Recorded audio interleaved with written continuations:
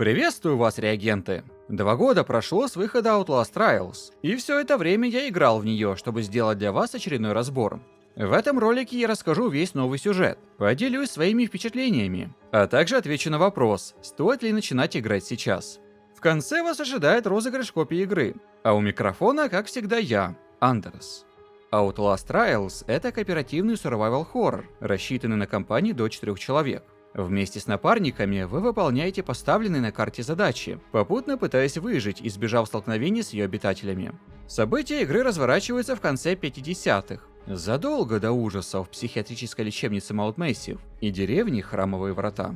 Транснациональная корпорация Мерков нанимает доктора Хенрика Истермана для управления секретным проектом под названием Тенева.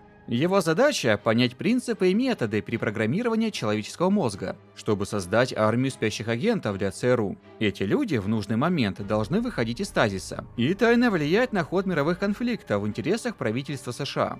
Для осуществления этого грандиозного плана Мерков в пустыне штата Аризона строит подземный комплекс, получивший название Синьяла.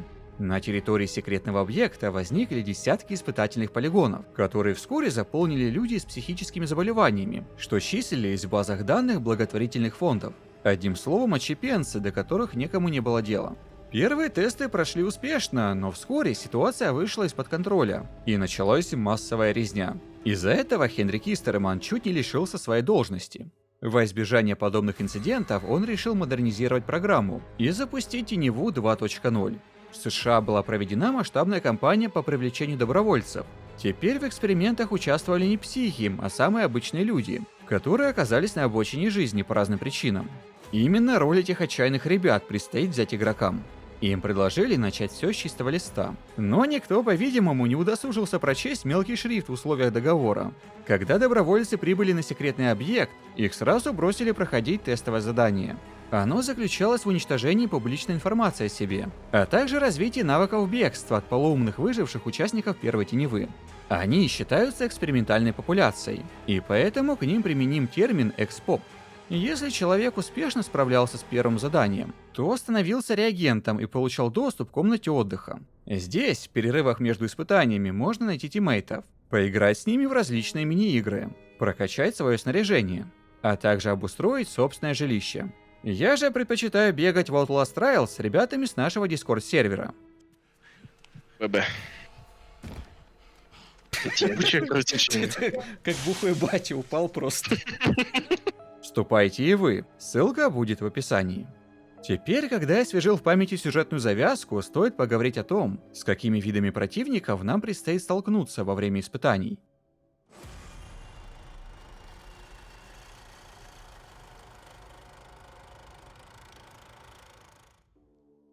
Всю дальнейшую информацию я черпал из внутриигровых документов, которые на момент записи ролика укомплектованы в 49 отдельных каталогов. В них описываются основные сюжетные перипетии. И естественно, мне пришлось найти каждую страничку для этого ролика. Как правило, они появляются на испытаниях случайным образом, что немного затрудняет их коллекционирование. Ну а давайте к теме.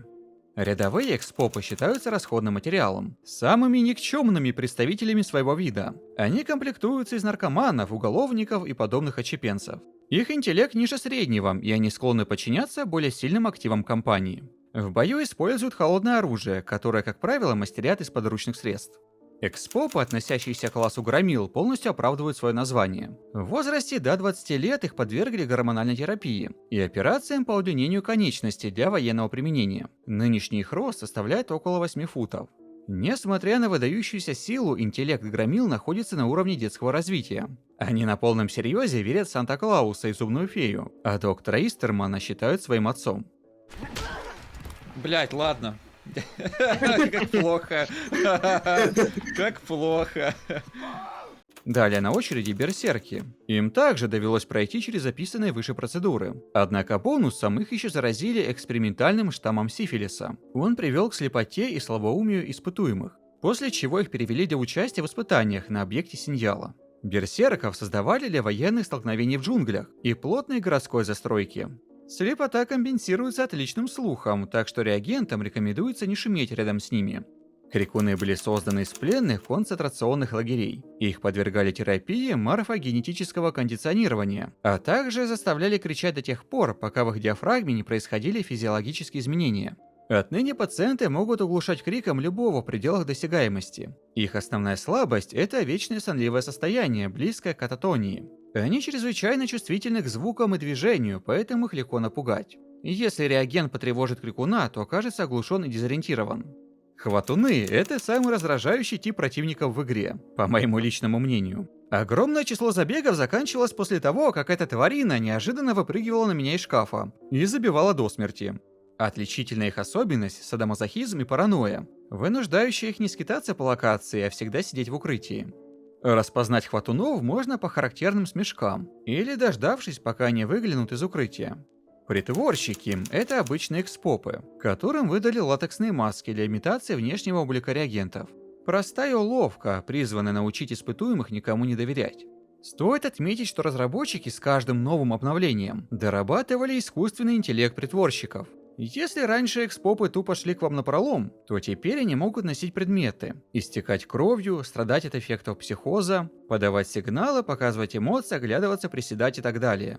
В пылу испытаний отличить притворщика от реального игрока стало значительно сложнее. И это одна из самых интересных особенностей игры. Толкачи – бывшие сотрудники мерков, которые утратили разум из-за длительного контакта с опасными химическими веществами. Они бродят по уровням, распыляя галлюциногены, вызывающие психоз. Это состояние сопровождается дезориентацией и другими неприятными симптомами, от которых можно избавиться, приняв антидот. Для прочих сотрудников компании толкачи стали живым доказательством того, что нельзя пренебрегать техникой безопасности.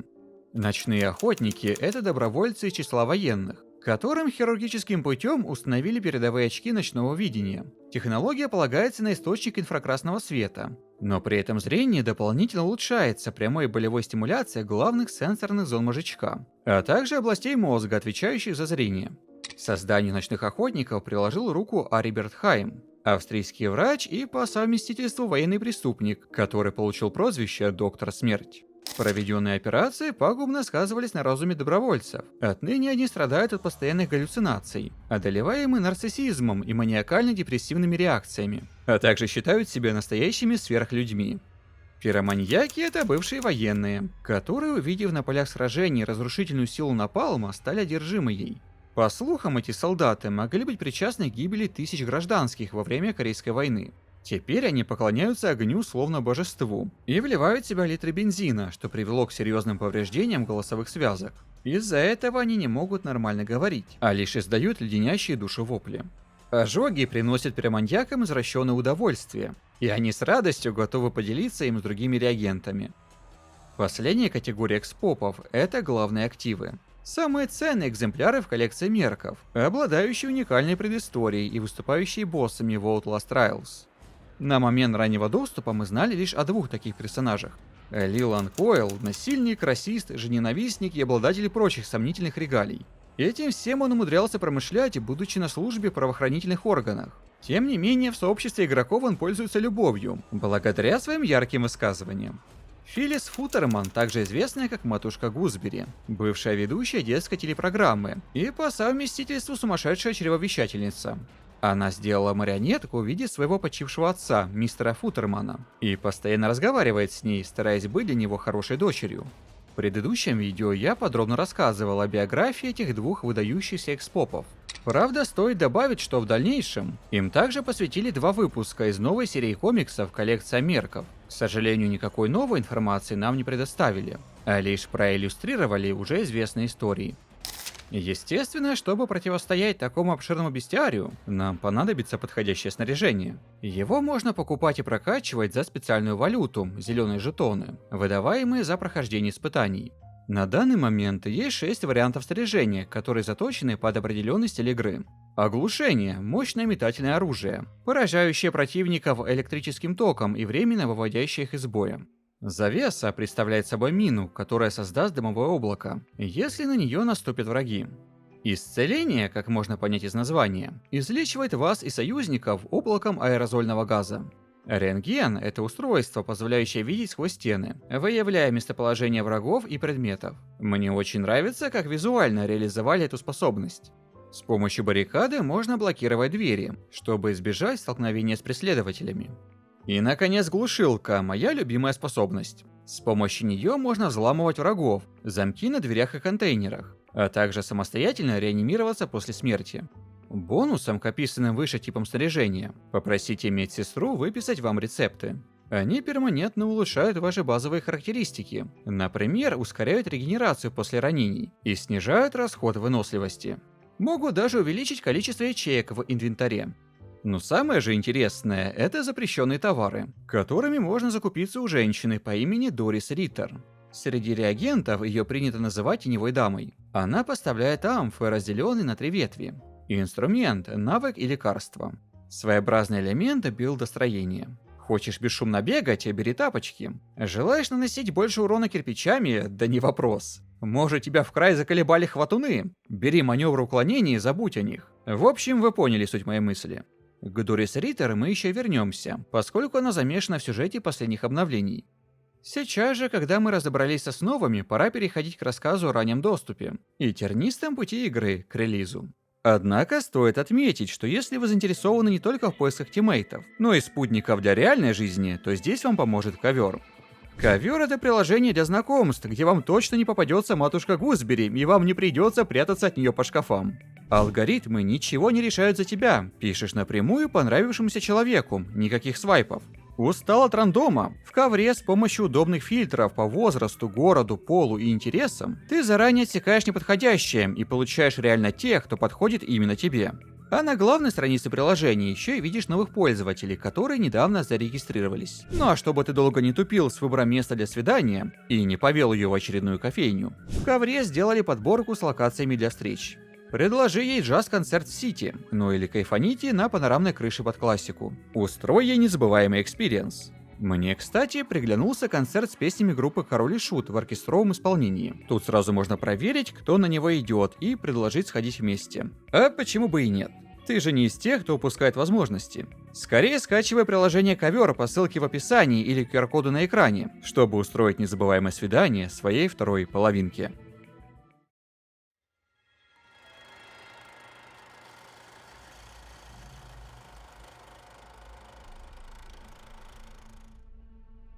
Outlast Trials вышла в ранний доступ 18 мая 2023 года. В ней было доступно 6 небольших заданий, рассчитанных на 15-минутные забеги, а также 3 основных карты для почти часовых игровых сессий. Полицейский участок, парк развлечений и детский дом. На первой карте игрокам предстояло столкнуться с Лиландом Койлом, а на второй и третьей орудовала матушка Гузбери. За прохождение вам выдавалась оценка от А+ до F, зависящая от того, насколько хорошим был забег. Чем выше оценка, тем и интереснее награда. Упомянутые выше карты можно было пройти в режиме повышенной сложности, который носил название «Программа X». Трудность прохождения зависела от модификаторов, например, усиленные боссы, больше ловушек или отсутствие предметов на уровне. В дальнейшем разработчики решили развивать игру именно за счет подобного контента. Примерно через месяц вышла следующая программа «Омега». Ее особенность заключалась в том, что игроки должны были держаться вместе, иначе они погибали от заряда электричества. В своем обзоре на ранний доступ Outlast Trials я сетовал на то, что игра имеет огромный потенциал, однако она нуждается в частых обновлениях. Именно на этом создатели и споткнулись. После выпуска Омеги разработчики ушли в молчание. Со стороны создавалось впечатление, что Red Barrels, имевшие до этого опыт только одиночных игр, не понимали, как поставить обновление на конвейер. Общий фон омрачал и стремительно падающий онлайн. С 36 тысяч он просел всего до 2000 человек. По итогу первое крупное обновление состоялось спустя почти полгода, 27 октября, и было приурочено к Хэллоуину. Новая программа носила название Гайстер и наконец-то имела сюжетную подоплеку. Хендрик Истерман обнаружил неожиданный побочный эффект у своих реагентов. И если им доводилось вдыхать токсичный газ, то они начинали чувствовать чье-то незримое присутствие. Некоторые краем глаза замечали высокого человека в деловом костюме. В случае токсического шока испытуемый впадал в состояние психоза, и тогда загадочный антагонист начинал открытую преследовать его. Тело мужчины неестественно искривлялось, увеличивалось в размере и проходило сквозь препятствия. Реагенты прозвали его Скиннерменом, а также заявили, что видят в этом фантомном антагонисте самого Истермана. Доктор находил такие слова оскорбительными, ведь, как ему казалось, он делал все возможное для комфорта своих подопечных. Единственный способ спастись от Скиннермена – это излечиться от психоза, приняв специальный антидот или использовав исцеляющее снаряжение. Программа Гайстер призвана травить реагентов токсинами и максимально подробно документировать побочные эффекты от них. Проектом занимался не столько доктор Истерман, сколько Рудольф Вернике, немец, что основал корпорацию Мерков. Впоследствии все данные по экспериментам были переданы в психиатрическую лечебницу Маунт Мэссив, тем самым послужив мостиком к первой части Outlast. В чем же заключался геймплей программы Гайстер? Помимо стандартных карт, разработчики сделали небольшое испытание на основе парка развлечений. Гусбери изловила некого бедолагу и нарядила его в костюм своего папочки Футермана. Нам нужно пробраться к нему и просверлить его дрелью. На первом этапе от нас требуется доставать сердца из чанов и разбивать ими мишени, а на втором просто подняться на второй этаж. Осложнять задание будет ряд модификаторов. Разъяренные враги со светящимися глазами, увеличенное время действия психоза, а также притворщики, которые мимикрируют под игроков. Обычно их можно вычислить по корявому никнейму над головой, но в данном испытании они скрыты. Таким образом, добираемся до бедолаги, и, нажав большую красную кнопку, прекращаем его страдания. Ты как будто зигуешь.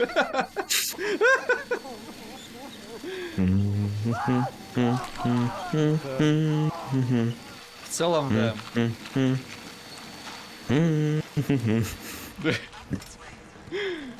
Окей.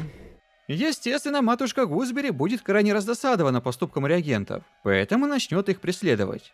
Им приходится на всех парах мчаться к началу испытания, чтобы эвакуироваться на спасательном шаттле. Если обобщать, то все уровни в Outlast Trials проходят аналогичным образом. Меняются лишь цели и модификаторы. О всяких безумных сочетаниях мы поговорим далее. Однако уже сейчас вы можете делать промежуточные выводы о том, интересен ли вам такой геймплей.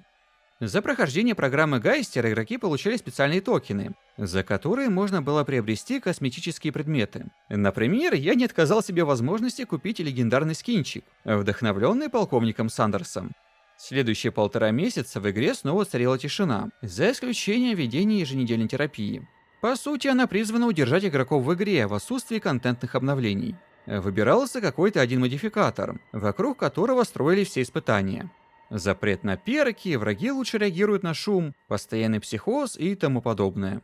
Наконец, 12 декабря 2023 года в свет вышла программа с говорящим названием «Зима приносит смерть». На фоне слухов о ядерной зиме, которой может закончиться холодная война, доктор Истерман решил подготовить своих реагентов к работе в экстремальных условиях. Впервые за полгода разработчики добавили в игру новую полноценную карту – здание суда. Основная цель – саботировать заседание, а затем прикончить саму судью. Мешать нам реализовать задуманное будет Лилан Койл. Сразу хочется отметить, что дизайнеры и художники Red Barrels не зря едят свой хлеб. Ведь интерьеры в их исполнении – мое почтение. Подсудимый обвиняется в похищении, пытках и нанесении тяжелых увечий группе людей. Доказательства этих чудовищных преступлений пока не были представлены судье, поэтому от нас требуется отыскать и уничтожить их. По всей локации спрятаны 4 защищенных паролем ящичка с отрубленными головами внутри. Чтобы подобрать пароль, следует включить ультрафиолетовое освещение и рассмотреть стены комнаты на случай заветных чисел. По итогу все 4 обрубка нужно сложить в фонтан, расположенный в центре локации, а затем растворить их в кислоте. Емкости с химикатами, естественно, также придется поискать. Звучит достаточно просто, но модификатор программы может потрепать вам нервы. С определенной периодичностью на некоторое время будет наступать экстремальное похолодание, стремительно уничтожающее ваш запас здоровья. Если не желаете замерзнуть насмерть, придется найти укрытие и отсидеться. Главное, молитесь, чтобы похолодание не совпало с погоней, иначе экспоп вытащит вас из условного шкафа, и тогда с большой долей вероятности вы погибнете. Более того, повсюду расставлены морозные мины, поэтому не забывайте смотреть под ноги. В качестве дополнительной активности программа предлагает собирать коробки с подарками. Это повлияет на финальную оценку за прохождение. Таким нетривиальным образом нам удалось уничтожить улики, и теперь адвокат может ходатайствовать о прекращении дела против своей подзащитной. Однако сторона обвинения сдаваться не собирается и запрашивает перерыв для опроса свидетелей. Их ликвидация – наша следующая цель.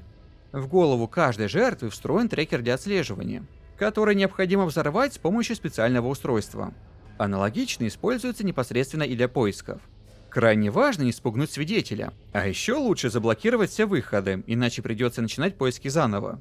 Череда проделанных действий позволила саботировать судебное заседание, и теперь нам остается только прикончить судью. По правде говоря, все казни в Outlast Trials выполнены отлично, но конкретно это является самой жестокой.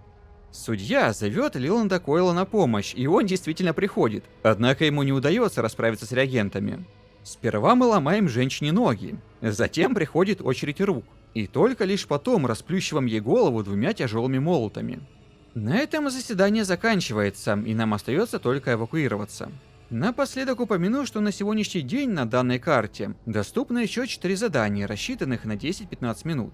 Все они так или иначе завязаны на свидетелях и химических растворителях. За прохождение всего этого добра начислялись жетоны для покупки косметических приколов. Как только Хендрик Истерман посчитает, что наш реагент повидал достаточно ужасов, то запустится протокол перерождения. Он представляет собой стартовое задание, которое необходимо пройти задом наперед, и попутно выполнить несколько новых поручений. Корпорация подготовила для нас новую биографию, чтобы мы могли начать жизнь с чистого листа. Однако прежде чем покинуть комплекс, необходимо запомнить 3 слова: паук, глаз, агнец. Теперь наш протагонист может жить свою лучшую жизнь, до той поры, пока не услышит эту последовательность существительных. Тогда его личность сойдет на нет, и он станет оружием в руках ЦРУ, выполняя беспрекословно все их приказы. На момент окончания раннего доступа в игре было 2 концовки. Согласно первой, наш герой обнаруживает себя на водительском сиденье машины, мчащейся на полной скорости к зданию дружбы США и Вьетнама. В стекле заднего вида ненадолго появляется Скиннермен, после чего реагент взрывается, послужив в качестве смертника. Вторую концовку я освещал в своем прошлом ролике. Герой приходит в сознание на окровавленной кровати в гостиничном номере где-то на Кубе. Он паникует, поскольку совершенно не помнит, как здесь оказался. Спустя минуту раздастся телефонный звонок, и реагент спешно поднимет трубку. На другом конце провода окажется доктор Истерман, произносящий заветные слова: «Паук, глаз, агнец». Реагент кладет трубку и теряет над собой контроль, после чего идет совершать политическое убийство. По итогу оказались ликвидированы не те цели, что поставило под вопрос весь проект Тенева 2.0. Тем не менее, Мерков удается договориться с ЦРУ о продолжении испытаний. Данная концовка также примечательна тем, что действия реагента-смертника вдохновили на серию убийств одного крайне своеобразного человека, о котором мы поговорим совсем скоро. На этом с ранним доступом мы закончили. Если вам пока все нравится, то убедительная просьба: жмякните лайк этому ролику. У меня почему-то люди неохотно ставят оценки под видосы. Вам не сложно, а мне приятно. Теперь давайте посмотрим на релиз игры и то, как она себя чувствует на сегодняшний день.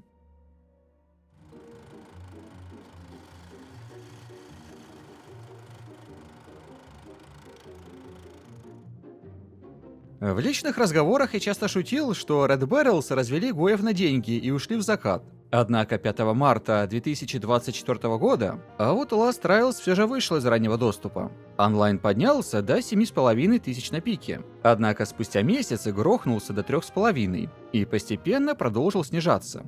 Звучит очень упаднически, но давайте попробуем разобраться. Заслуженно ли релиз продолжения такой легендарной хоррор-серии все обошли стороной? Отныне все испытания со стандартным уровнем сложности были помещены в Genesis, отдельную постоянную программу. Для желающих проверить свои навыки оставили иксы. Однако, если вы осилили и их, то для вас открывалась программа Ультра. В ней были самые сложные модификаторы, призванные довести игроков до предела своих возможностей. Также разработчики постепенно начали пересматривать свою позицию к монетизации, что, вероятно, обусловлено редким появлением новой крови. Помимо покупки самой игры, теперь вы можете приобрести DLC со скинами. Стартовый набор я благополучно пропустил. Однако, увидев следующий, я сразу бросил деньги в экран. Уж очень сильно мне понравился центральный костюм, собранный из частей манекенов. Третий набор совершенно не впечатлил и сразу пошел лесом. А к 4-му, последнему на момент выхода ролика, я все еще присматриваюсь. Долгое время игроки просили ввести хотя бы одного нового босса, ведь Гачи Коп и Мамочка-крыжовник изрядно приелись. Надежда сохранялась благодаря упоминанию в документах мужчины по имени Прескотт Уайтхорн. Он, по аналогии с упомянутыми выше персонажами, является главным активом. Предполагается, что мужик или его семья помогли корпорации возвести объект Синьяла, поскольку то и дело можно наткнуться на декорации с торговой маркой нефтяной компании имени Уайтхорна. Незадолго до событий игры мужчину поместили в медицинское учреждение, принадлежащее Мерков для лечения неизвестного ЗППП, посредством хирургического вмешательства. Именно оттуда Уайтхарна перевезли в Синьялу для участия в испытаниях. Впоследствии датамайнеры умудрились отыскать в файлах игры готовую 3D-модель мужчины. И теперь буквально все кричало о скором его появлении в игре. Более того, ее выход из раннего доступа – самый для этого подходящий повод. Правда, как думаю, вы уже догадались, Прескотт Уайтхорн попросту был отменен. Однако его наработки действительно послужили для нового главного актива. О нем мы поговорим немного позже. А сейчас же обсудим новую карту, на которой орудует матушка Гузбери – фабрика игрушек. Частично ее можно было увидеть еще в ранних трейлерах, что говорит лишь о крайне медленных сроках производства. Основное 45-минутное задание заключается в том, чтобы провести через всю локацию озабоченного мужика в маске Футермана. Сам он называет себя секс-игрушкой мамочки Гузбери и просит максимально жестокого наказания. Фабрика разделена на несколько постепенно открывающихся зон, в каждой из которых мы должны нанести по одному увечью жертве. Звучит любопытно, но с точки зрения геймплея все достаточно уныло. Как только на табло высветится число, мы должны отправиться на склад и найти коробку с аналогичной маркировкой. Теперь, используя конвейерные ленты, нам нужно доставить ее к извращенцу Футерману. Основная проблема – это вовремя снять коробку с ленты, поняв направление ее движения. Как правило, чем дальше по заданию, тем сложнее за ней уследить. Я отлично помню, как проходил эту карту вместе с чуваком и Даниэлем для ролика последнего. Мы настолько задушнились, что готовы были лезть на стену. Ребята потом от такого счастья снесли игру, а я впоследствии старался избегать эту чертову фабрику. Именно поэтому футажей с ней у меня не так много. Как только мы довезем Футермана до конечной, то сожжем его в печи и получим возможность вызвать шаттл для эвакуации. Касательно 15-минутных заданий сказать особо нечего. Опять треклятые коробки. Толкание через всю карту тележек с игрушками мусоросжигателей. И, наконец, поиск электрических щитков для саботажа работы фабрики. Собственно, вот вам и ответ, почему игроки стремительно разбежались. В качестве нового контента на релизе добавили лишь одну карту, и то достаточно специфичную. 16 апреля и 28 мая, соответственно, вышли два новых события. Токсический шок является вариацией новогодней программы, только вместо экстремального похолодания локацию заполнял ядовитый газ, а подарки заменили сбором крыс. Над реализацией испытаний трудился один из ученых, что во времена Второй мировой войны состоял в отряде 731.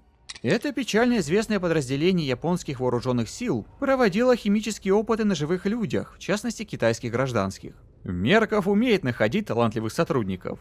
Программа, самое главное, была интересна именно с точки зрения геймплея.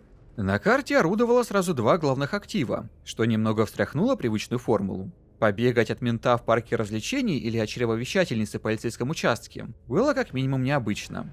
Бонусом ко всему у боссов появились отличительные способности. Так, Лилан Койл ударом дубинки временно выводил из строя ваше снаряжение, а матушка Гузбери научилась накладывать кровотечение. Отныне значимость бинтов и конкуренция за них значительно увеличилась. К сожалению, все описанное выше не смогло заставить игроков вернуться в игру. Разработчики должны были найти способ удивить сообщество, презентовав поистине что-то новое. Так мы плавно подобрались к 16 июля, когда свыше чем за год существования игры в нее впервые добавили нового босса. Знакомьтесь, это Франко Барби, сын влиятельного мафиози, возомнивший себя ребенком в теле взрослого мужчины. Он импульсивен, крайне обидчив и склонен к сексуальным девиациям, в частности некрофилии. Его биографию можно узнать из третьего выпуска серии комиксов «Коллекция Мерков».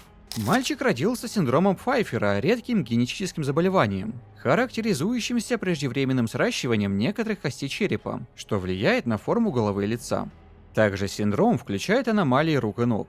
Франко никогда не знал своей настоящей матери и проводил все время с постоянно меняющимися любовницами своего отца. Когда ему исполнилось 12, он впервые лишил жизни человека, а потом посвятил себя выбиванию долгов и заказным убийствам для своего синдиката. Франко наплевательски относился к человеческой жизни, а из-за своей импотенции постоянно убивал партнерш, обвиняя их в своем недуге. Сын Дона постоянно искал новые способы достичь удовольствия и, наконец, вступил в контакт со своей мачехой, которая была его старше всего на несколько лет. Она постоянно унижала Франко, и это ему невероятно нравилось. Когда отец узнал об их интрижке, то собирался убить нерадивого сынка, но из-за кровного родства передумал и сослал его подальше от своих глаз. Сперва Франко направился в Майами, а потом релоцировался на Кубу, где стал работать на ЦРУ, помогая им устранять видных представителей революционного движения. И вот тут самое интересное.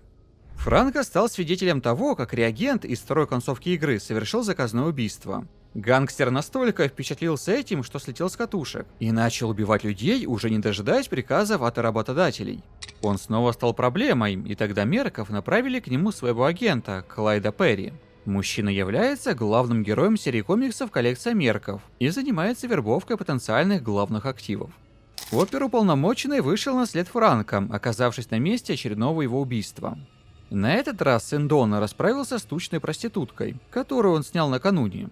Клайд Перри потянулся к телефону, чтобы отчитаться начальству. Однако из живота убиенной выпрыгнул обнаженный Франко и напал на агента. После случившегося мистеру Перри понадобилась реконструкция ноги и операция на черепе. Его оппонента же удалось повязать и переправить для дальнейшего участия в проекте «Тенева». Франко Барби сразу попал в руки Брэдли Авельянос, администратору объекта Синьяла. Нам практически ничего не известно об этой женщине, за тем исключением, что в комнате отдыха она занимается пропагандой, озвучивая повестку для реагентов по громкоговорителям. Предположительно, служебные женские манекены на картах выполнены по ее образу и подобию.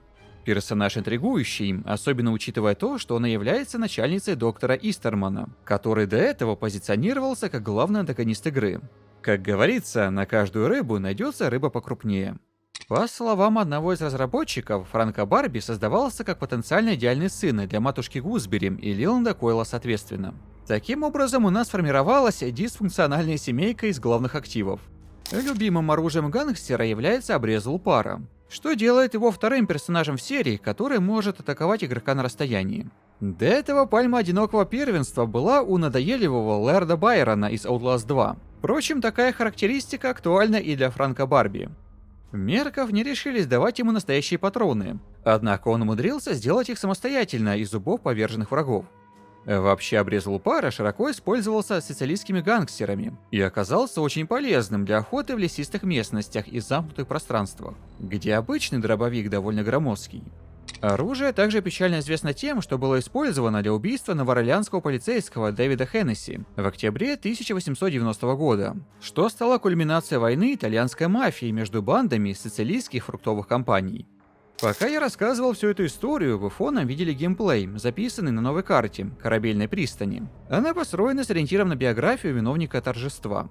Наша задача — переправить тележку в лабораторию, наполняя ее по дороге белым порошком. Пакеты с этим дерьмом обычно хранятся в ящичках, защищенных паролем.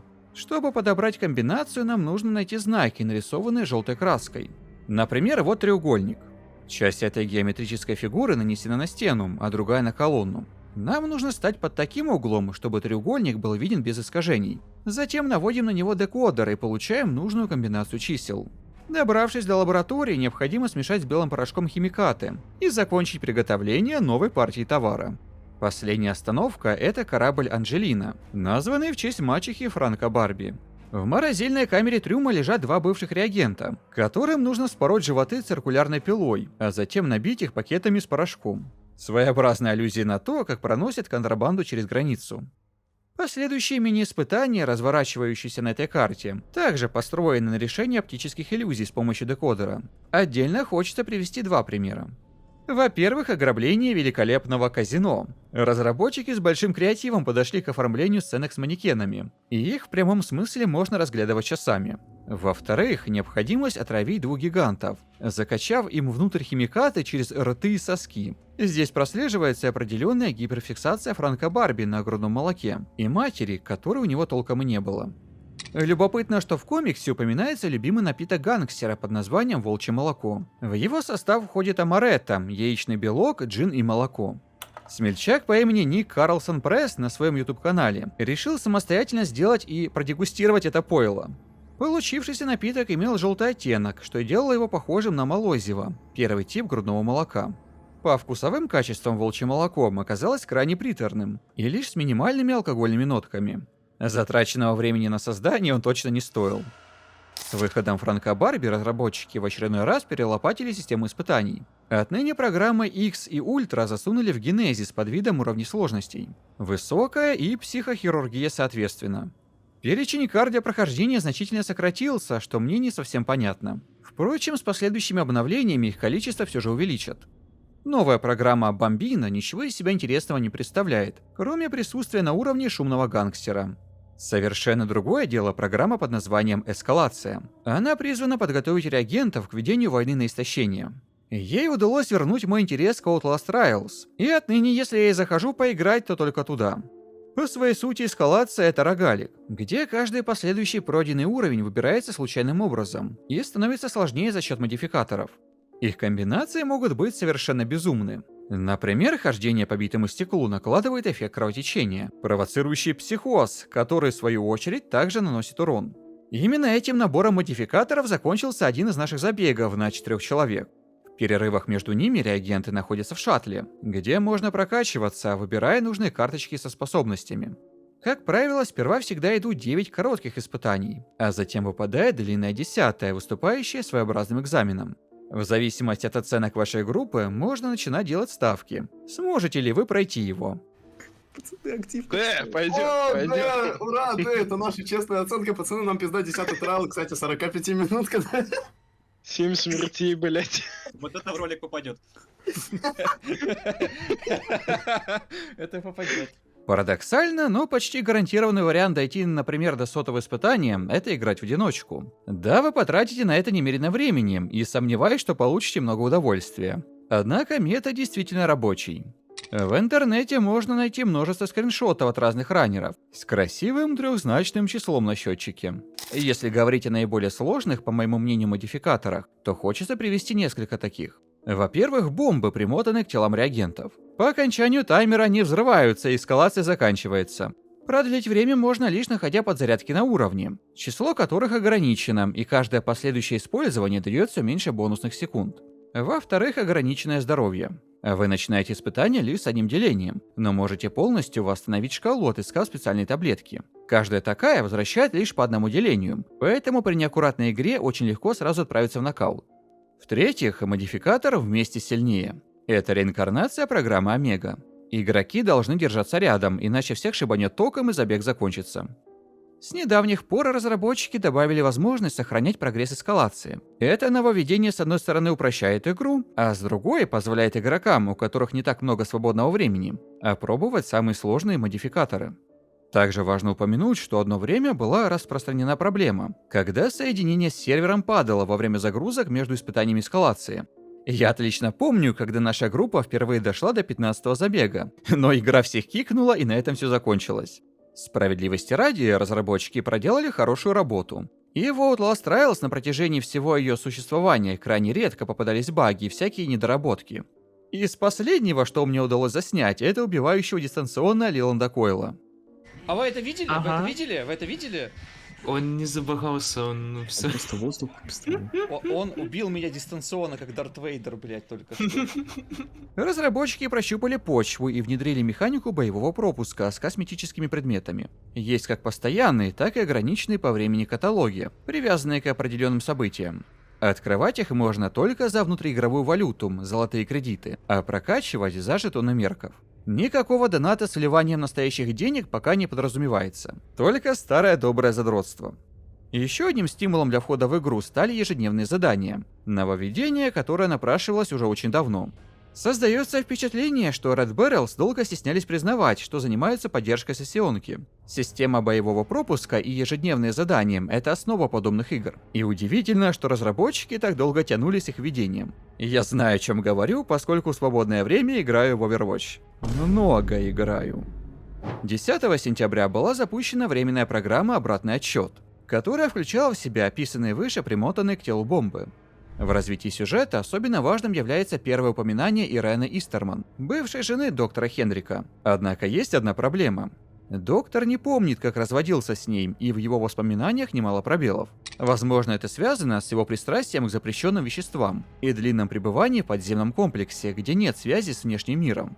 С другой стороны, более вероятно, что в его памяти отразились темные дела агентов-мерков, которые наверняка вмешиваются в жизнь своих же сотрудников.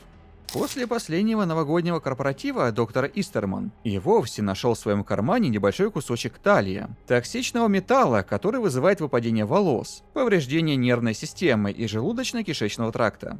Доктору пришлось долго лечиться и восстанавливаться после этого инцидента. Возникает логичный вопрос. Что побудило Хендрика Истермана начать работать на мерков и возглавить проект по созданию спящих агентов? У него был брат по имени Стэнли, который участвовал в Корейской войне и покончил с собой. Согласно разведданным, он мог решиться на этот шаг после того, как пережил варварские процедуры по промывке мозгов, которые корейцы применяли к военнопленным. Именно самоубийство брата доктор Истерман назвал своей основной мотивацией изучать перепрограммирование. Он хочет докопаться до истины и понять, что произошло на самом деле. Однако, как выяснилось, Стэнли приукрашивал действительность в своих письмах домой. На самом деле он служил в тылу и никогда не был в Корее. Более того, у него уже были неудачные попытки уйти из жизни. Брэдли Авельянос знает об этом, но она утаивает правду от доктора Истермана, чтобы он мог продолжать работу над проектом Тенева без задней мысли. Говоря о будущих обновлениях, важно упомянуть, что 3 октября на компанию Red Barrels была совершена кибератака. В результате были повреждены конфиденциальные данные, включая информацию о сотрудниках, файловые активы и устаревшие сборки. Разработчики утверждают, что данные игроков не пострадали. Однако этот инцидент может повлиять на сроки выпуска следующего контента. Учитывая вышесказанное, как по мне, Red Barrels удалось свести ущерб к минимуму, поскольку обновления в том или ином виде продолжили выходить. 29 октября в игру вернулась программа Гайстер, в рамках которой был доработан Скиннермен и обновлена карта полицейский участок. На ней появилось несколько новых мини-испытаний. Ну и, естественно, добавили новый тематический боевой пропуск. 10 декабря, в свою очередь, вернулась программа «Зима приносит смерть». Представили новый каталог и расширили старые карты. На этот раз дополнили испытаниями здание суда и детский дом. Прежде чем мы перейдем ко второму сезону игры, давайте обсудим оставшиеся концовки, которые можно получить, завершив протокол перерождения. Разработчики внесли изменения в карту, добавив небольшую локацию с домиком и статуей Иисуса. Теперь несколько главных активов могут появляться на уровне, а освещение работает по таймеру. Оно может как упростить прохождение, так и значительно усложнить его. Первую концовку я считаю скорее пасхальной, и для ее получения вам ничего делать не нужно. Дело в том, что события Outlast 2 напрямую связаны с экспериментами доктора Истермана, о чем можно узнать из внутриигровых документов. В сиквеле мы столкнулись с деструктивным религиозным культом, который обосновался в деревне Храмовые Врата, что географически не так уж далеко от объекта Синьяла. В молодости Салливан Нот, главный антагонист игры, был реагентом Теневые 2.0 и носил номер 1616. После завершения протокола перерождения он устроился в обувной магазин, но вскоре был уволен из-за домогательств к покупателям. Этот инцидент стал причиной эмоционального срыва Салливана, который усугубил его провалы в памяти и вызвал побочные эффекты от участия в испытаниях. Во время очередного приступа безумия похотливый обувщик услышал голос Бога, который призвал его создать новое религиозное учение. На самом же деле Салливан каким-то образом резонировал с морфогенетическим сигналом, который излучали вышки мероков, установленные недалеко от объекта Синьяла. Эти высотки можно увидеть как на озере в Outlast 2, так и в Trials на одной из фотографий неудавшегося побега. Реагент, находящийся под вашим контролем, также сталкивается с аналогичным пагубным сигналом, когда завершает протокол перерождения. В этой сцене вы бежите словно по морю, навстречу яркой вспышке света.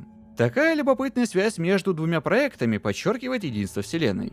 Мы, когда с ребятами узнали, что тучный Салливан проходил испытания, то ухахатывались потом с этого еще несколько вечеров подряд. Вы не понимаете, у меня очень плотный график. Салливан тоже плотный график. А еще обед и ужин.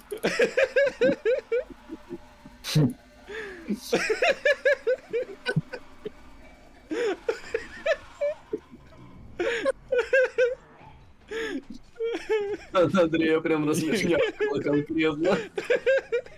У него по плану съесть главный мотив. Это правда, то, что Салливана нашли без сознания, а потом Синьяла вокруг него просто построили? Ну да, как пирамиду, типа, знаешь. Когда Салливан кушает, никто не смеется.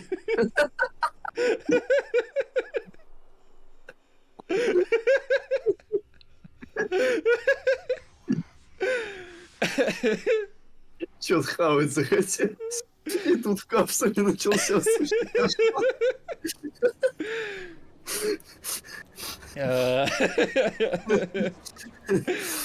Да там где пенопласт бегает, он знает, что ему надо. Да, пенопласт, ты же знаешь, что тебе надо? Салливан тоже знал, что ему надо. Вот так мы проводим время в Дискорде за сурвайвал-хоррорами. Пользуясь случаем, напомню, что на моем бусте в бесплатном доступе лежат стримы, где я впервые знакомлюсь с Outlast Trials. Там тоже хватает своих приколов. И если хотите посмотреть историю или поддержать канал монеткой, то ссылка будет в описании. Возвращаясь к концовкам, начнем с той, в которой главный герой, преодолев перерождение, получает несовместимые с жизнью опухоли головного мозга. Его доставляют в психиатрическую лечебницу Маунт Мэссив и подключают к морфогенетическому двигателю, сделав из него варианта. В сцене мы можем увидеть, как Рудольф Верники беседует с учеными, называя опухоль мозга прикосновением Божьим, невероятным стечением обстоятельств. Однако, учитывая события первой части, становится ясно, что и в этой области наш реагент не оправдал ожиданий. Во второй концовке главный герой игры оказывается в плену советских военных в джунглях Республики Конго. Солдаты по очереди допрашивают пленников, пытаясь выяснить значение загадочных слов «паук», «глаз», «агнец». Когда герой слышит их, его охватывает психоз. Внезапно из-за деревьев появляется фигура Скиннермена, которая начинает приближаться к нему, пока не оказывается на расстоянии вытянутой руки. После этого следует провал в памяти. Придя в себя, герой понимает, что в одиночку уничтожил отряд своих надзирателей. Осознание этого вызывает у него страх, но он не успевает даже перевести дыхание, как подоспевшее подкрепление пускает ему пулю в живот. В третьей концовке игры реагент просыпается в постели с незнакомым мужчиной, у которого, судя по всему, случилась передозировка. Шприц, который мы держим в руке, как будто намекает на нашу причастность к этой ситуации. Осмотревшись, мы понимаем, что находимся в Китайской Народной Республике. В этот момент кто-то стучит в дверь, и, приоткрыв ее, мы слышим заветные слова.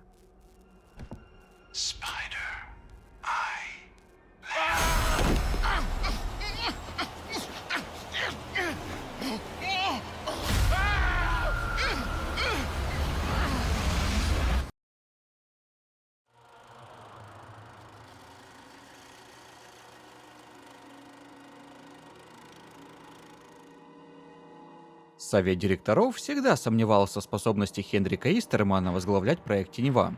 Ему неоднократно приходилось сталкиваться с угрозами и демонстрировать результаты своей работы. Эскалационная терапия должна была стать смелым шагом вперед, однако для ее реализации требовалась серьезная модернизация системы шаттлов. Истерману удалось убедить начальство выделить финансирование на этот рискованный проект, несмотря на то, что он мог создать угрозу безопасности. Так оно и случилось, послужив катализатором для второго сезона игры под названием «Проект Брешь». Он был выпущен 10 декабря и включал несколько мини-испытаний, а также совершенно новую карту центра города, где главным активом был Франко Барби. Он обосновался в театре и наблюдает за тем, как манекены, изображающие ночных бабочек, обхаживают окружного прокурора. Стоило нам только деактивировать их, как гангстер приходит в ярость и объявляет на нас охоту. Теперь реагенты должны спуститься на сцену, чтобы убрать 4 сексуальных манекена и заменить их на садистские. Эти манекены находятся в 3 случайных зданиях квартала, для которых нужно добыть ключи у заминированных свидетелей. С ними мы успели познакомиться еще во время заседания суда. Я могу долго хвалить художников и дизайнеров Red Barrels за дотошный подход к созданию локаций. У меня создается впечатление, что Trials после достаточно сдержанных предшественников стал для них настоящей отдушиной. Особенно хочется отметить ненавязчивый визуальный юмор, зачастую, правда, чернушный и пошлый, но все равно забавный. XXX оргазм секс. Мувис. Вот туда нам надо. Пошли. Куда-то пойдем. В конечном итоге устанавливаем садистские манекены вокруг прокурора и устраиваем ему цветовую дискотеку. Необходимо запомнить последовательность цветов, после чего повторить ее, нажав на кнопки в правильном порядке. Таким образом, мы устраняем цель испытания и, уклоняясь от выстрелов гангстера, несемся обратно в шаттл. По своей структуре задание простое, но с непривычки на первое прохождение у меня ушло около 1,5 часов. Хочется также упомянуть небольшое испытание, где требуется похитить любовницу прокурора.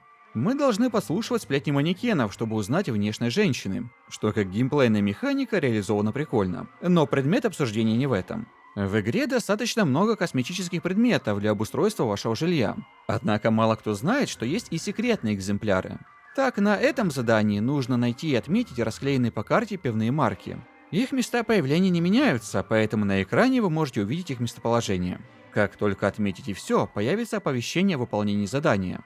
Теперь в коллекции вы сможете увидеть золотой кубок, именуемый не иначе, как Инспектор Дон.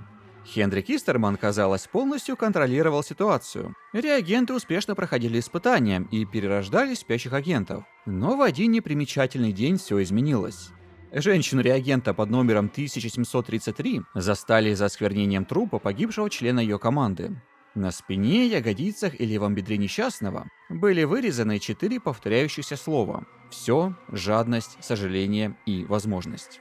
Экс-попы, прибывшие на место происшествия, не дали сумасшедшей закончить свое послание. Однако сотрудники безопасности заинтересовались инцидентом и приняли решение эвакуировать ее досрочно. Реагент 1733 получила травмы, несовместимые с жизнью, но перед смертью успела произнести: «Прости, прости, Амелия». Возникает логичный вопрос: кто такая эта Амелия? Ответить нам на него поможет 4-й и 5-й выпуск серии комиксов «Коллекция Мерков». Амелия Коллер появилась на свет 3 июня 1934 года в городке Спрингфилд, штат Иллинойс. О ее матери известно только то, что она была проституткой и, вероятно, умерла. Воспитывал девочку отец, опытный мошенник. Он научил ее всему, что знал сам, и уже в раннем возрасте Амелия могла зарабатывать себе на жизнь, занимаясь кражами. К сожалению, когда девочке было 13 лет, отец попал в автомобильную аварию и погиб. С тех пор Амелия оказалась одна, пока не встретила Дэймона Грина, законопослушного молодого человека, который, возможно, не позволил ей перейти черту. Примерно в 1959 году Дэймон посетил один из благотворительных центров Мерков, откуда сотрудники компании перевезли его на объект Синьяла. Амелия, конечно же, начала поиски своего возлюбленного и даже несколько раз посетила упомянутый выше центр, задавая персоналу неудобные вопросы, пока в конце концов не была похищена. Девушка стала реагентом программы Тенева 2.0 и в перерывах между испытаниями расспрашивала людей о своем парне. Так мы плавно подходим к программе «Обратный отсчет», о которой я упоминал в своем рассказе о первом сезоне игры. Согласно внутренним отчетам службы безопасности, Амелия вместе с 3 другими реагентами вошла на территорию карты «Корабельная пристань». Реагенты успешно прошли испытания и вернулись в комнату отдыха. Однако девушки среди них не оказалось. Сначала предполагалось, что примотанная к ней бомба дала осечку и сработала до истечения таймера. Однако эта версия быстро оказалась несостоятельной. Бригада уборщиков обнаружила на территории испытания лежащего без сознания экс-попа класса толкач. По всей видимости, Амелия оглушила его, украла противогаз и скрылась через служебный лифт. За пределами зоны испытаний были обнаружены следы голых ног, а также подтверждены кражи электрических компонентов. Наконец, для Хендрика Истермана стало очевидно. Реагент сбежал с территории испытания и теперь живет в помещениях, предназначенных для обслуживания комплекса. Думаю, излишне говорить о том, какие последствия могли ожидать доктора за такой явный провал. Информация о сбежавшей быстро достигла администратора Брэдли Авельянос, и она вызвала Истермана на приватный разговор. Женщина проявила понимание к доктору, который был на грани срыва, и согласилась пока не сообщать руководству о случившемся. Однако мисс Авельянос подчеркнула, что необходимо в кратчайшие сроки найти беглянку, поскольку в случае побега она может унести с собой множество тайн корпорации. Как оказалось, проект Тенева не единственный, над которым работают в Синьяле, но никаких уточнений от женщины не последовало. Расследованием инцидента занялся Клайд Перри. Он опросил реагентов, которые присутствовали во время побега, но их показания не дали результатов. Все 3 настаивали, что посещали испытания только втроем, без какого-либо 4-го лица. Тогда, еще находясь под впечатлением от разговора с Брэдли Авельянос, доктор Истерман испытал на реагентах действие наркотических веществ и, наконец, узнал заветное имя – Амелия. Вскоре в игре стартовала программа под наблюдением. Амелия начала убивать охранников Синьяла и рисовать граффити, с призывами перестать верить в терапию Истермана и восстать против корпорации Мерков. Отныне силуэт девушки можно было увидеть в главном меню игры, а также ее голос звучал на загрузочных экранах. Порой Амелии даже удавалось вытеснить Истермана с пропагандистских экранов и обращаться напрямую к реагентам, заявляя им о своих планах устроить полномасштабный побег. На самих уровнях нам предлагалось искать радиоприемники, чтобы получить больше инструкций от беглянки, а также ломать вездесущие камеры видеонаблюдения. Так нам удалось выяснить, что Амелия знает о несовершенстве новой системы шаттлов, поэтому побег начнется именно с нее. Мерков официально никак не комментировали диссидентскую деятельность беглянки, а лишь рапортовали о технических неполадках и напоминали о дисциплине. От себя отмечу, что впервые за долгое время появилось предвкушение чего-то грандиозного. Отныне сюжет базируется не только в документах, но и происходит непосредственно в игре. Я отлично помню то чувство восторга, когда впервые находишь Амелию на уровне, занимающуюся своими подрывными делами. Казалось бы, ничего особенного, но в моменте и контексте ситуации это было поистине круто. 21 апреля 1960 года Амелии удалось взломать терминал в комнате отдыха и осведомить своих лоялистов о том, что настал заветный момент. В тот же миг реагенты восстали и ринулись к шаттлу, который уже был перенаправлен на пункт утилизации биологических отходов. Теперь беглецы находятся вне зоны видимости мерков, но самое сложное испытание еще впереди. Сейчас им остается только следовать указаниям Амелии, которые она передает по рации. Оказывается, именно здесь девушка скрывалась все это время, и отсюда вела свои трансляции. Единственный путь к свободе лежит через скотобойню, и чтобы запустить ее, придется побегать по локации. Амелия оставила для нас отметины, которые помогут восстановить давление в трубах и правильно запустить генератор. Противников здесь нет, но можно встретить других реагентов, которые прибыли сюда раньше. Они бесцельно бродят и утверждают, что Амелия предала их, и считают, что их друзья были убиты скотобойней. Такие заявления настораживают, но в любом случае пути назад уже нет. Ложимся на конвейер и движемся навстречу своей судьбе. Машина забирает все наше снаряжение, включая очки ночного видения, оставляя лишь одно деление здоровья. Это говорит о том, что Мерков не уничтожает вещи погибших реагентов, а собирает их и после ремонта снова использует в испытаниях. Следующий уровень, который разворачивается в коллекторе, напоминает атмосферу первого Outlast.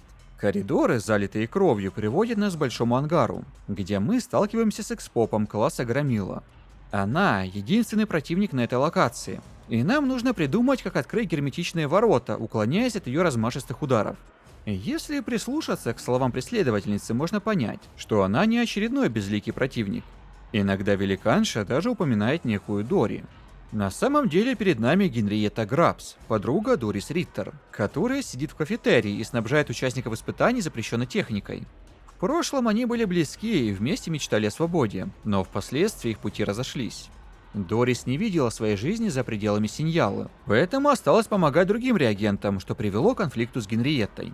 Генриетта же продолжила участвовать в терапии, но во время очередного испытания получила критические повреждения. Однако каким-то чудом ей удалось выжить, что произвело на Мерков большое впечатление. Тогда женщину подвергли гормональной терапии и операциям по удлинению конечностей. С тех пор Генриетта участвовала в терапии как экспоп, охотясь на реагентов, но она все еще помнила Дорис и сохраняла некое подобие ясности ума. Однажды по неизвестной причине она напала на Лиланда Койла, но тот сумел отбиться и одолеть ее. Генриетту посчитали мертвой и поместили в шаттл для утилизации биоотходов. Однако и на этот раз ей удалось выжить. С того самого дня она живет среди трупов, питаясь ими, в ожидании своей подруги Дорис, которая даже не подозревает о ее судьбе. В конце концов, лоялисты Амелии смогли сбежать от обезумевшей Генриетты, попав в шахты, откуда они наконец-то выбрались на поверхность. Эти смельчаки стали первыми, кому удалось покинуть объект Синьяла, не завершив терапию, и впервые за долгие месяцы увидеть настоящее солнце. На возвышенности можно разглядеть те самые морфогенетические вышки, которые мелькали на одной из фотографий. К счастью, они не препятствуют нашему побегу, поэтому мы можем смело отправиться навстречу лучам закатного солнца.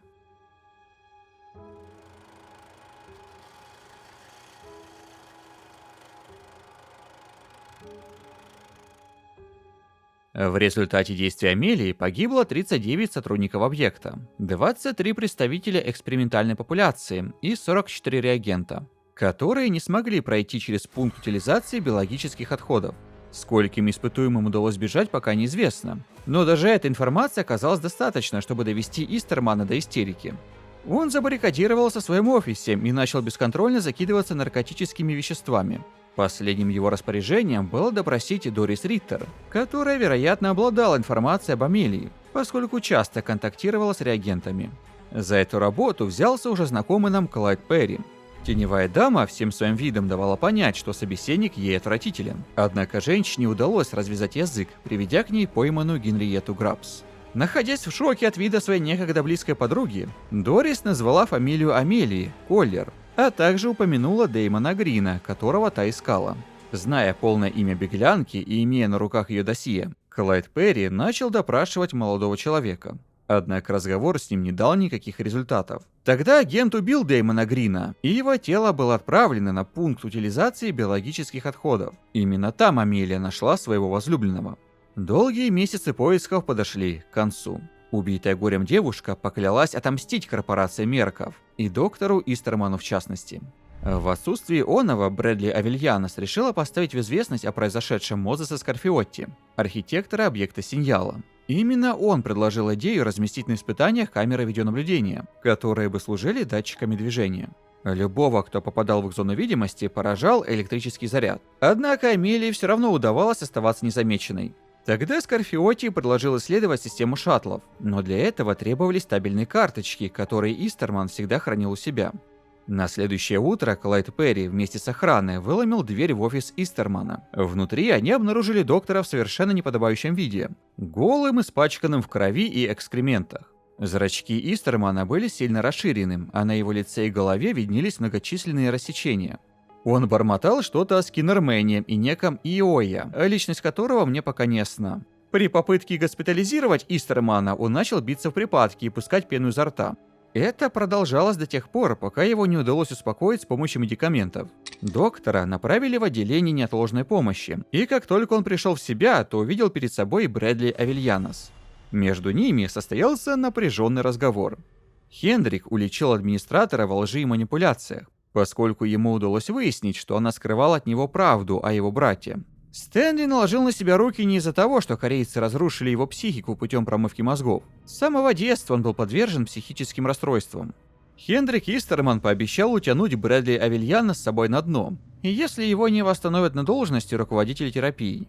Как оказывается, администратор позволяла Мозесу Скорфиотти заниматься другими проектами в Синьяле без ведома руководства. Истермана быстро вернули на прежнее место. Впервые за долгое время его разум прояснился, и в отместку за случившееся он решил создать нового противника для испытуемых. Его крайне оскорбляло то, что реагенты подались на уловки рецидивистки, ведь он считает их чуть ли не своими детьми. Доктор искренне верит, что терапия сделает их лучше, что это их истинное предназначение. Генриетта Грабс перенесла очередную серию хирургических вмешательств и превратилась в егеря, нового представителя экспериментальной популяции. Особенность этого противника заключается в том, что когда он появляется на уровне, то выбирает одного игрока в качестве цели и неумолимо движется к нему. Спрятаться от егеря или оглушить его невозможно. Но есть шанс убежать от него, поскольку он продвигается очень медленно. Важно всегда помнить, что тебя преследуют, и избегать мест, откуда нет запасного выхода. Появление егеря хорошо освежило игру. Однако он является лишь модификатором и при обычных обстоятельствах на уровне не появится. Более того, его легко обузить. Например, если тиммейту нужно срочно отойти от компьютера, а егерь его преследует, это не проблема. Пусть он прячется в укрытии, а вы оставайтесь на страже. Как только Экспоп попытается вытащить вашего друга, смело пинайте его. У егеря есть только одна приоритетная цель. Если вы не будете стоять рядом с ним, то он не обратит на вас внимания и продолжит свои безуспешные попытки достать вашего друга. В третьем сезоне появилась совершенно новая карта – Пригород. По мнению доктора Истермана, профсоюз – не что иное, как гнойная рана, которая заражает идеями о достойной зарплате и рабочем месте. У городской ратуши проходит демонстрация недовольных работников завода. Наша задача – подавить это выступление, уничтожив профсоюзного босса. Однако есть одна сложность – его защищает Франко Барби, который прекрасно себя чувствует на открытых пространствах пригорода. Из-за этого уклоняться от его выстрелов становится еще сложнее. Первый этап задания проходит в особняке. Чтобы открыть темницу, где держат профсоюзного босса, нужно подобрать пароль. Заветные цифры можно найти только под ультрафиолетовым освещением в разных комнатах локации. Затем следует второй этап. Мы сопровождаем цель на завод для последующего устранения. На пути будут возникать врата, которые можно открыть, настроив радиоприемники в правильной последовательности. Сама казнь заключается в том, чтобы бросать кирпичи в мишени, постепенно наполняя емкость профсоюзным боссом кровью. Как только он утонет, останется взять ноги в руки и эвакуироваться. Но прежде покажу вам еще один секрет. По всему пригороду, порой не в самых очевидных местах, можно встретить фигурки розовых фламинго. Как и в случае с пивными марками, нам нужно найти и отметить их. Тогда вы получите одного из фламинго для украшения вашего жилища. Также новый сезон не мог обойтись без добавления заданий на старые карты. Хочется упомянуть фабрику игрушек, где нам предлагают уничтожить лоялистов Амелии в газовой камере. Да. Программу Genesis в очередной раз переработали. Отныне в ней доступны совершенно все испытания, а не лишь избранная выборка. Как по мне, это отличное нововведение. И странно, что только сейчас она увидела свет. Теперь вернемся к Амелии, ведь расследовавшему делу Клайду Перри удалось поймать ее с поличным в тоннеле для шаттлов. Мужчина без колебаний выстрелил рецидивистке в ногу и заявил, что именно он убил ее возлюбленного. Находясь в шаге от триумфа, мистер Перри потерял бдительность и начал вальяжно преследовать ползущую Амелию. В итоге он наступил на мину-завесу, и густой туман мгновенно заполнил помещение. Амелия воспользовалась этим моментом и, вскочив на ноги, ударила агента кирпичом по голове. Клайд Перри упал на рельсы и, не успев ничего понять, оказался располовинен пронесшимся шаттлом. Так встретил свою смерть убийца Дэймона Грина. Весьма иронично, что мистер Перри сумел пережить личную встречу с каждым из главных активов, но при этом умер от руки реагента. Тем не менее, подоспевшие сотрудники безопасности смогли связать Амелию и доставить ее к доктору Истерману. Он ввел девушку в состояние медицинской комы и в качестве предупреждения для остальных выставил ее в комнате отдыха. Отныне протокол перерождения прекратил свое существование, а описанные ранее концовки игры стали недоступны. С этого момента, достигнув 99 уровня, вы подвергнетесь рецидиву. Вколов себе в руку сыворотку, вы потеряете весь свой прогресс, за исключением валюты и косметических предметов. Взамен вы получите эмблему на свой профиль и возможность навсегда выбрать одно улучшение. Награда, если честно, спорная. После бунта возникла нехватка экспопов для проекта Тенева, в связи с чем Брэдли Авельяна заключила соглашение с Сайлосом Книсли, главой отдела кадров психбольницы Маунт Мэссив. Теперь многие тамошние психи смогут принять участие в испытаниях. Что касается сбежавших реагентов, то Истерман придумал, как изящно использовать этот инцидент в своих интересах. Салливан Нот, ранее известный как реагент 1616, начал собирать собственный гарем в деревне Храмовые Врата, расположенной недалеко от Синьяла. Скорее всего, беглецы обязательно заглянут туда. Салливан сможет удержать у себя новых последователей, если Мерков удастся убедить его стать пастором и внушить ему идею о великой цели. Так нас плавно подводит к началу событий Outlast 2. Что до Амелии, то спустя некоторое время ее сняли со всеобщего обозрения и перевели в отделение неотложной помощи. Неизвестно, какую участь уготовили для нее Мерков, однако на испытательных полигонах начали появляться граффити, написанные подражателями Амелии. Зерно рецидива уже посеяно, и Истерману при всех ресурсах не удастся его уничтожить. Наконец, пришла пора ответить на злободневный вопрос. Стоит ли начинать играть в Outlast Trials сейчас? Мой ответ – да и еще раз да. Признаюсь честно, поначалу я относился к игре скептически, особенно учитывая постоянные проблемы с новым контентом. Однако со временем разработчики наладили процессы, и сейчас в игре большое разнообразие карт и различных испытаний. Более того, недавно прикрутили конструктор и возможность делиться с другими игроками картами, собственными модификаторами. Постарайтесь дать игре шанс. Онлайн у нее по-прежнему небольшой, но в лобби всегда тусуются игроки. Раз я взялся популяризировать игру, то хочу провести небольшой конкурс. Я разыграю 3 копии Outlast Trials для вашего Steam аккаунта, по одной на каждую мою социальную сеть. Если хотите принять участие и испытать свою удачу, то нужно соблюсти пару условий. Во-первых, поставьте лайк этому ролику и оставьте комментарий. Во-вторых, подпишитесь на одну из указанных социальных сетей. В Телеграме в закрепленном посте нажмите «Участвую». В Дискорде перейдите в канал обновления и поставьте эмодзи. На Бусти оставьте комментарий под соответствующим постом. Важно, победители выберутся через рандомайзер. Призы будут выдаваться гифтом в Стиме, поэтому у вас должен быть аккаунт с российским регионом. Итоги розыгрыша будут подведены вечером 30 июня. В завершении попрошу вас поделиться своим мнением об игре и ролике в частности. И я с большим интересом читаю все ваши комментарии. И, как обычно, выражаю несметную благодарность своим любимым бустерам, которые поддерживают меня монеткой на регулярной основе. Отдельно хочу упомянуть подписчиков уровня ценитель историй. Миксоник Снека, Ромарес, Валентин Беликов, Ива Версус Эвойс, Ангул, Ростислав Поплавский, Мистер Дайс, Меланистиум и Раниме Бой. Если хотите стать спонсором, чтобы попасть в титры и получать эксклюзивный контент, то перейдите в описание.